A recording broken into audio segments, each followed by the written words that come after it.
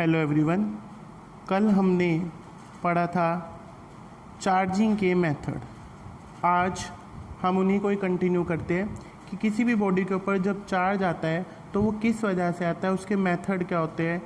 तो उसमें first point जो है वो हमने कल पढ़ा था, मैं उधर से ही रिवाइज़ करना शुरू करेंगे। फर्स्ट पॉइंट कंडक्शन, यानी नेट स्टैटिक चार्ज किसी बॉडी के ऊपर एग्जिस्ट करे हो, इसके लिए सबसे पहला मेथड क्या है, कंडक्शन मेथड। इसमें क्या होता है, एक अनचार्ज कंडक्टर को टच किया जाता है, किसके द्वारा, एक चार्ज कंडक्टर के। तो जो चार्ज कंडक्टर होता है जब उसको टच करता है तो अपना चार्ज उसको दे देता है। कब तक देता रहता है, जब तक कि दोनों पे चार्ज इक्वल ना हो जाए। यानी एक के ऊपर चार्ज 9 है, 9 कूलम, तो वो दूसरे को टच किया जिसके ऊपर चार्ज नहीं है, तो वो जब तक 4.5 कूलम दोनों पे ना आ जाए, 9 का आधा, तो वो तब तक उसको चार्ज जो है ट्रांसफ़र करता रहता है। फिर दूसरा मेथड हमने देखा था charging by friction, charging by friction और रबिंग। ये सेकंड मेथड है।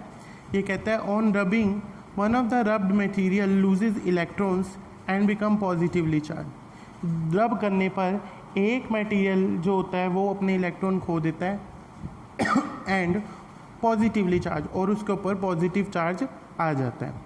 And other material gains this electron, जो वो चार्ज खो देता है वो गुम नहीं होते, वो दूसरा जो मटेरियल जो रब कर रहे हैं वो गेन कर लेता है एंड बिकम नेगेटिवली चार्ज, और वो नेगेटिवली चार्ज हो जाता है।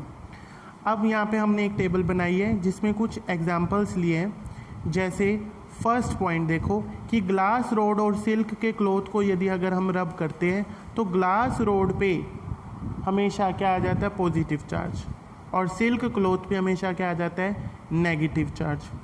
ऐसे ही फर या वुलन क्लॉथ पर और आता है पॉजिटिव चार्ज जब इन्हें रब करते हैं किसके साथ, एबोनाइट, एम्बर या रबड़। एबोनाइट एम्बर जो है वो एक लकड़ी है, रबड़। तीसरा पॉइंट है वुल और टेफ्लॉन। वुल, ऊन, टेफ्लॉन, जो टेफ्लॉन एक पॉलीमर होता है। ये आपने वहाँ देखा होगा, जैसे जो प्लम्बर आता है वो नल वगैरह ठीक करता है, तो नल को खोल करके जब उसके ऊपर पहले ज़माने में धागा लपेटते थे, अब धागे की जगह एक टेप सी होती है वाइट से कलर की, वो उसके ऊपर लपेट रहा होता है, वो टेफ्लॉन की बनी होती है। तो टेफ्लॉन और वूल को अगर हम रगड़ते हैं तो वूल के ऊपर जो है वो पॉजिटिव चार्ज आ जाता है और टेफ्लॉन के ऊपर जो है वो नेगेटिव चार्ज आ जाता है। फिर उसके बाद है फोर्थ पॉइंट, यानी ड्राई हेयर और प्लास्टिक कॉम, यानी सूखे बालों में अगर हम कंघी करते हैं तो कंघी के ऊपर नेगेटिव चार्ज आ जाता है और जो पॉजिटिव चार्ज आ जाता है वो ड्राई हेयर पर। जो ये छोटे बच्चे कर भी रहे होते हैं वो प्लास्टिक के स्केल के साथ कर रहे होते हैं कि सूखे बालों में उसे बार बार रब करते हैं, उसके बाद वो स्केल नेगेटिवली चार्ज हो जाता है, और फिर उसके बाद वो क्या करके देखते हैं बच्चे, छोटे छोटे कागज़ के टुकड़े रखते हैं, स्केल को उसके पास लेकर आते हैं तो वो उस पर चिपक जाते हैं। करके देखा होगा सभी ने। उसके बाद फिफ्थ पॉइंट है नायलॉन एसीटेट और क्लॉथ। कोई भी नायलॉन एसीटेट ये भी एक सिंथेटिक थ्रेड की तरह है, और कोई भी कपड़ा हो तो नायलॉन एसीटेट हमेशा पॉजिटिवली चार्ज हो जाता है, जबकि क्लॉथ जो है वो नेगेटिवली चार्ज हो जाता है। उसके बाद है 6 पॉइंट वुलन कारपेट एंड रबड़ शूज़। वुलन के कारपेट यानी ऊन के बने हुए कारपेट और रबड़ के शूज़, तो इन दोनों में भी वुलन के वूल हो, फर हो, ड्राई हेयर हो, वूल, नायलॉन या वुलन कारपेट, इन सब पे पॉजिटिव चार्ज। रबड़, प्लास्टिक और ये ये लकड़ी, एबोनाइट, एम्बर, सिल्क, ये सभी के ऊपर नेगेटिवली चार्ज हो जाता है। उसके बाद थर्ड मेथड है चार्जिंग बाय इंडक्शन। ये इंडक्शन क्या होता है, अब ये भी इम्पोर्टेंट है। The process by which a neutral conductor is made electrically charged when placed near a charge object is known as charging by induction। इसमें क्या होता है कि एक ऑब्जेक्ट पे तो बहुत ज़्यादा चार्ज हो, जब हम उसे दूसरे किसी कंडक्टर के पास रख देते हैं, टच नहीं करते, सिर्फ उसके पास रख देते हैं बहुत नज़दीक, तो वो इतने नज़दीक होने के कारण भी उस पर अट्रैक्शन अपना डालता है। जैसे कि मान लो 2 बॉल्स हैं, एक बॉल ए है एक बॉल बी है, तो ए बॉल जो है बहुत बहुत चार्ज है, अब उसको बी के पास रखा, बी चार्ज नहीं है, तो बी के पास रखने पर क्या हुआ कि जोन सा फेस उसका ए की तरफ है उधर नेगेटिवली चार्ज आ जाएगा, और जो फार्दर फेस होगा उसका दूसरा फेस बचेगा उस पर नेगेटिव चार्ज आ जाएगा, सेपरेट हो गए। पर दूसरी बॉडी जो चार्ज नहीं थी उस पर फिर भी चार्ज आ गया, पर किस वजह से आया, उस पास पड़ी हुई बड़ी बॉडी के ऊपर, बड़ी का मतलब बड़े चार्ज वाली बॉडी के ऊपर चार्ज ज़्यादा होने की वजह से। तो इस मेथड को हम क्या कहते हैं, चार्जिंग बाय इंडक्शन। कंडक्शन में क्या होता है, डायरेक्ट कांटेक्ट होता है, लिखा भी हुआ हमने चार्जिंग बाय फिजिकल कांटेक्ट, और इसमें क्या होता है चार्जिंग विदाउट फिजिकल कांटेक्ट, बिना टच किए, सिर्फ दूर से अट्रैक्शन होने के कारण। उसके बाद है बेसिक प्रॉपर्टीज़ ऑफ चार्जेस, कि चार्ज जो होते हैं उनकी प्रॉपर्टीज़ क्या होती हैं बेसिक। नंबर 1 एडिटिविटी, कि चार्ज जो है वो एडिटिव होते हैं।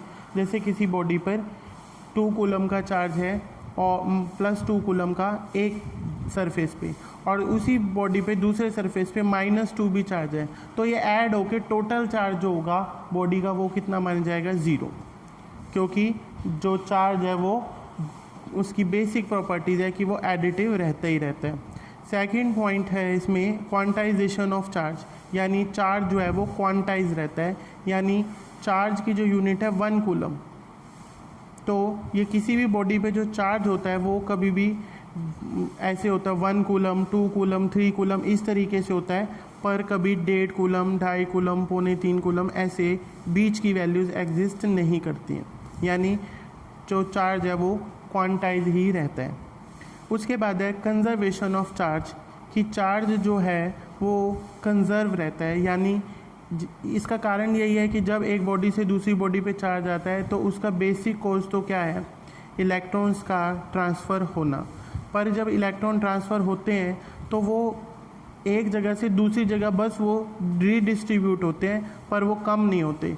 तो इस मेथड को, इस मेथड कह रहा हूँ कि इस तरीके से हम ये कहेंगे कि इसे कंजर्वेशन ऑफ चार्ज हम बोलते हैं। उसके बाद क्वांटाइजेशन ऑफ चार्ज का जो मेथड है वो किसने सजेस्ट किया था, फैराडे ने।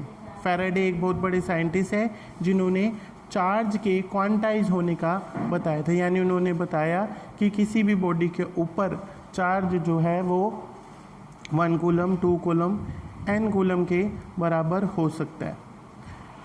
उसके बाद है charge on an electron was demonstrated by Millikan in 1912।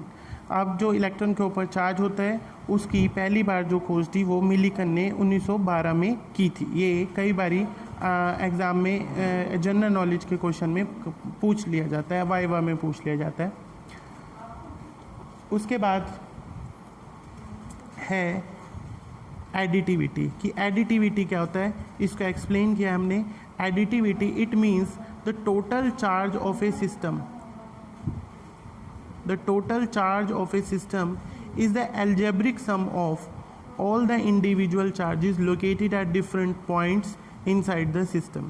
यानी एक सिस्टम के अंदर Q1, Q2 से लेकर Qn तक डिफरेंट चार्जेस हैं, तो उन सब का जो जोड़ होता है टोटल, वो उस बॉडी के ऊपर नेट चार्ज माना जाता है, जो कितने के बराबर होता है, Q is equal to Q1 plus Q2 plus Q2 up to Q1।